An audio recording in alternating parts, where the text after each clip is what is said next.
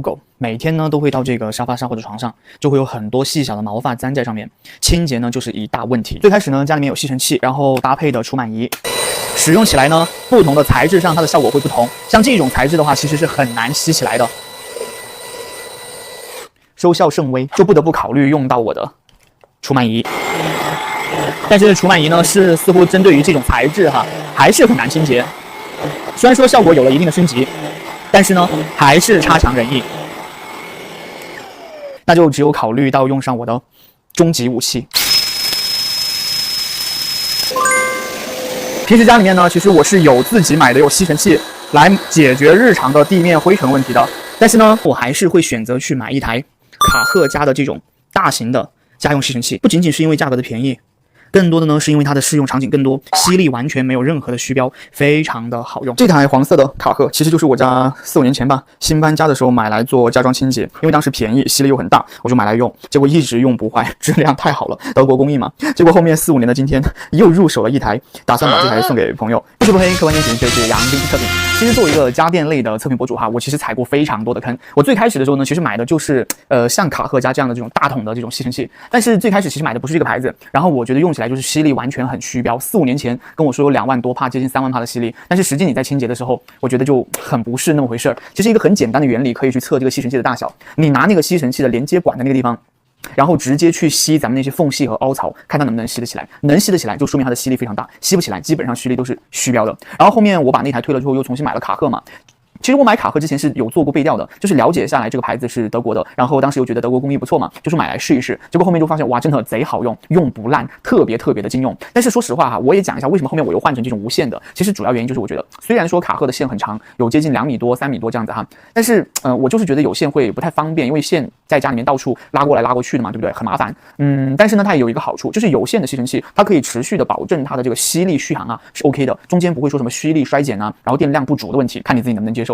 第二个的话就是我还是觉得说像这种家用类的这种什么工业吸尘器它的这个体积呢，我觉得有点大，就是家里面如果说没有专门特定去给它留一个位置来进行收纳的话，它还是会有一点占空间。我当时是这么觉得的。但是如果你能够克服掉我说的这2点问题的话，那我觉得它就真的非常 OK， 可以说是吊打市面上的所有吸尘器，没有一个可以和它能比的。第一个就毫不相缺的就是吸力，你去拿市面上的任何吸尘器来和它进行对比，只要你用到最大吸力，基本上都不能够超过10分钟，但是它最大吸力就可以插上电一直保持这么大的吸力，中间完全不会衰减，不管你地面上是多大的垃圾，完全可以吸进去。而且像咱们普通的这种吸尘器什么地面上稍微大一点的纸团碎屑大一点的，它就没办法。像这个完全不用担心这个问题。电线长度决定了它的清洁面积能够有多大，插一根线呢，清洁1到2个房间是 OK 的。其实它送的这个配套刷头呢还挺多的。第一个的话就是这个家里面有宠物，那么床上除螨沙发上除毛这个我就会用到，效果呢你们在视频开头已经看到了。第二个就是常规的一个地刷，主要是用来清洁什么地毯然后清洁地面，我会搭配的一个这样的地刷。然后像大家看到的这种缝隙刷基本上我都用不到它。为啥？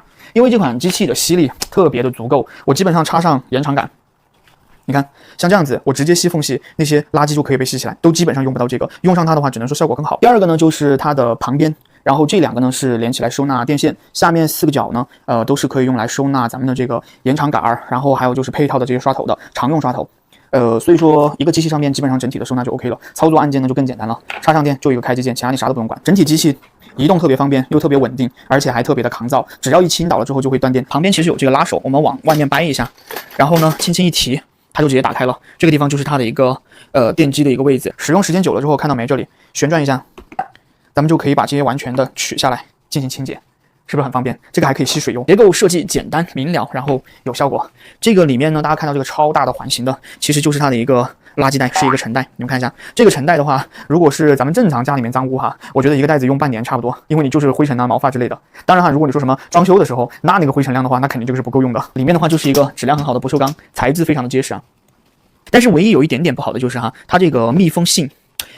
其实我觉得还是会有一点点不够的点呢，就是比如说里面垃圾特别满的时候，然后你时间比如说有4个月了、3个月了这样子没有去清洁的时候它还是会有一点味道。但是这个味道的话是所有的吸尘器都有的共同的通病并不只是仅针对于这一台机器。这就是它大体收纳起来的一个样子，旁边呢搭配上常用的这个吸头就搞定了。家里面拿一个小一点的面积去容纳它。说实话对于一款专业的这个工业吸尘器而言特别是卡赫他家的这个工业吸尘器，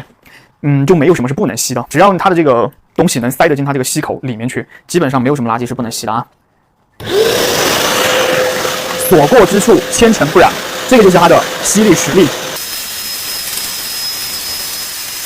但是这个地方哈，大家也发现了问题，不是它吸不上，是它这个地刷的吸头。你们看吧，这个是我买的他家老款的地刷吸头，然后是没有什么阻挡。这个是他家现在的这种。其实它这个地刷吸头有个问题是啥？前面的这个东西啊，它不把它收上去的话，它其实会有点挡垃圾，看到没？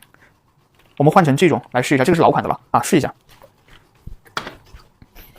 其实我说实话啊，如果是平时我来清洁这个，我直接就不要这个吸头了。不要吸头干嘛呢？直接就把这个杆儿给拿下来吸，我觉得还要方便一点。我换的是老款的吸头哈，这个吸力有点嘎猛，吸在地板上我拉都拉不起来。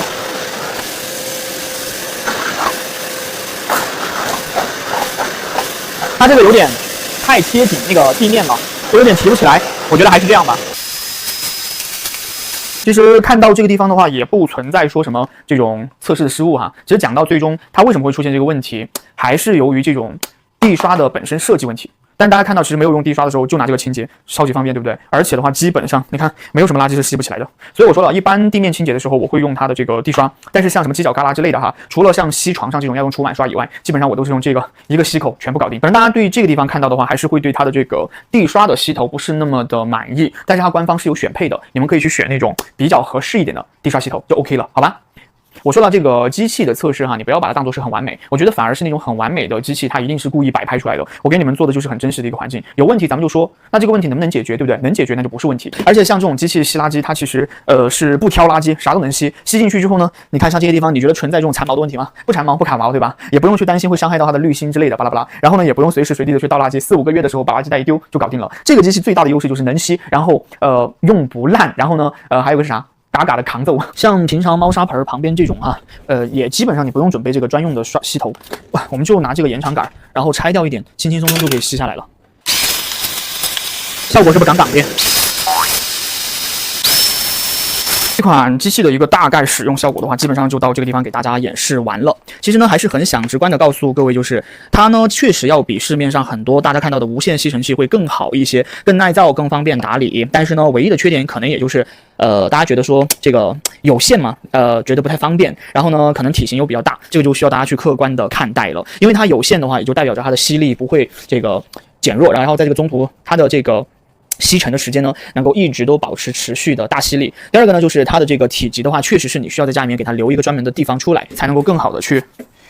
收纳它。所以其实我觉得它更多适用于这种特定区域吧，毕竟它真的价格也不算是很贵，几百块的机器可能要够你用